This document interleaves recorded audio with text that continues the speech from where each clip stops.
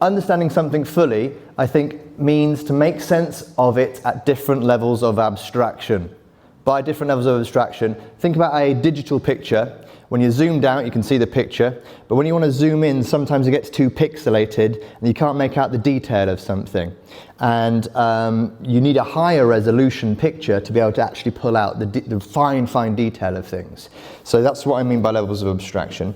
But for millennia, humans have only really seen the world through a very low resolution set of ideas. They've not had the scientific thing that Gary was talking about to find those really fine details of why the world works in the way that the world works. For example, in ancient Peru, the god of Mayamas, this is when an earthquake happened. They believed it was the god of the Mayamas coming to take a census of his people, and his footsteps made the world shake. And to make it easier for the god of the Mayamas, they'd run out and say, "I'm here, I'm here," and they'd be saved from the earthquake. Now, that's a very low resolution view of why earthquakes happen. Say that that's all there is to know about earthquakes, okay? That's all that humans currently know about earthquakes. That's all I know about earthquakes with my GCSE geography. It's probably a lot smaller than that. And that other dot is all that the Myanmars know about earthquakes. They've only got a very little amount of information to build their worldview on.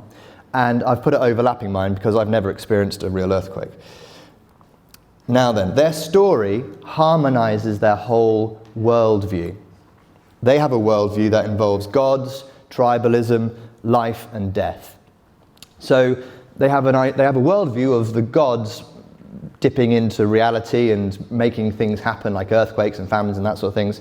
They would have had tribalism. They would have had the idea of, interesting thing about the story that they're telling is it gives a reason for the death of people that died in earthquakes. They were judged. They weren't found to be one of the true believers of the god of the Myanmars. So and people need a reason for death. And this story functioned to do those things across their worldview. It functioned to give a reason for what the gods are up to, for why death happened to people, and for why earthquakes happened. So this is kind of a story that pulls their worldview together.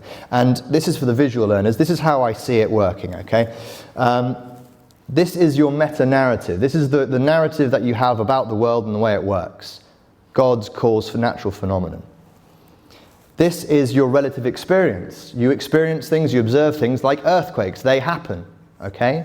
And then to pull those two things together and harmonize them, you add the story of the God coming to census his people. They harmonize their reality with their worldview through this story.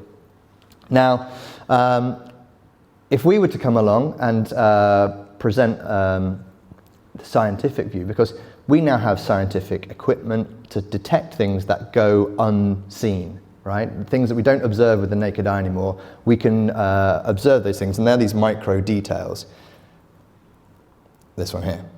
These micro details are new ways to understand reality. So, for example, we thought the sun revolved around the Earth, but with telescopes and scientific equipment, we can see that actually the Earth revolves around the sun. And what that does is it changes the dial a little bit. If we threw at the Myanmars, oh, by the way, there's tectonic plates, there's mountains over there, that's because there's a crust of the Earth, and there's magma and all this sort of stuff. It would be totally out of kilter with their worldview. This is where doubt comes in. This is where they go, oh my word, well, they do one of two things. They either go, oh my word, I got it completely wrong, or they try and push back that dial to align with their worldview. And they try and find maybe alternative facts, right? We've seen that recently. But also maybe they'll go about trying to disprove the fact that there are tectonic plates. They'll try and actually find a great big crater that looks like a big foot and go, oh, maybe, they can do all sorts of things.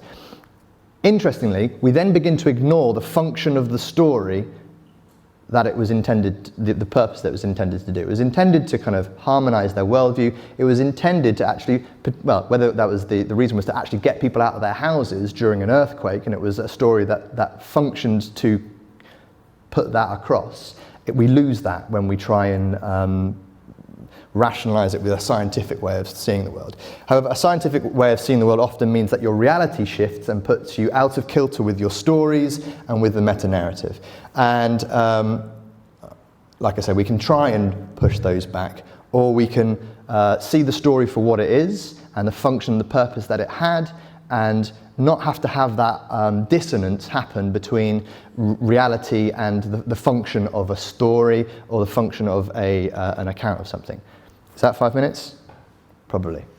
So that's my overview of the levels of abstraction. Hope that's been useful.